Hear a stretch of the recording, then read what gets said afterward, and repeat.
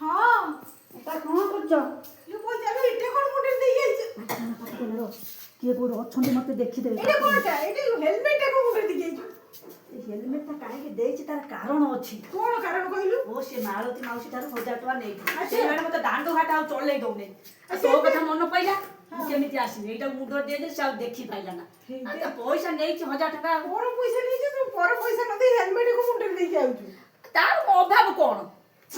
ଅଭାବ ନଥିଲେ ତୁ ତୋତେ ବିପଦ ସମୟରେ ତୋତେ ମାନେ ଦେଇଛି ତ ପଇସା ଟା ଦେଇଦେବା କଥା କି ନାହିଁ ଦେବି ମୁଁ କ'ଣ ଦବାକୁ ମନା କରୁଛି ଦେବି ପଇସା ହଉ ଦେବି ଆଉ କ'ଣ ମୋତେ ବାଟ ଘାଟ ଚଲେଇ ଦେବି। ସେଇଠି ତ କହିଲୁ ମୋ ପଇସା ହେଲେ ମାଉସୀ ଦେଇଦେବି ପଇସା ହେଇନି 1000 ଟଙ୍କା ସେ ଠିକ ବାଟରେ ମୋତେ ମାଗୁଛି ମୁଁ ଦେବି ତାର ଅଭାବ କିଛି ନାହିଁ ପଇସା କାହିଁ ଦେବି କାହିଁ ମୋର ଥାଉ ମୋର ଯେତେବେଳେ ଦେବି ମୁଁ ଦେବି ମନା କରୁଛି ଦେବି କିନ୍ତୁ ଲେଟରେ ଦବୁ ତ ହଁ ମୁଁ ଯୋଉଦିନ ହବ ଦେବି ଆଉ ଟିକେ ନାନୀ ବୁଝିଦେବି ହେଲମେଟ ମୁଣ୍ଡରେ ପୁରେଇବୁନି ହଁ ସିଏ ଦାଣ୍ଡରେ ମୋତେ କହିବ ମୁଁ ଯିବି କେମିତି ଘରକୁ ହେଲମେଟଟା ରଖିବୁ ନା କ'ଣ କଥା କହୁ ହେଲମେଟ ଦେଇକି ଯିବୁ ହଁ ହେଲମେଟଟା ଦେଇକି ଯିବି ହଉ ମୁଁ ଆଉଛି ତୋ କଥା ମନେ ପଡ଼ିଲା ମୁଁ ପଳେଇ ଆଇଲି ମୁଁ ଯାଉଛି ହେଲା ଦେଖିଲି ମୁଁ କିଏ ଅଛି ମୁଁ ଦେଖିବି ମୁଁ ଯାଉଛି। ହଁ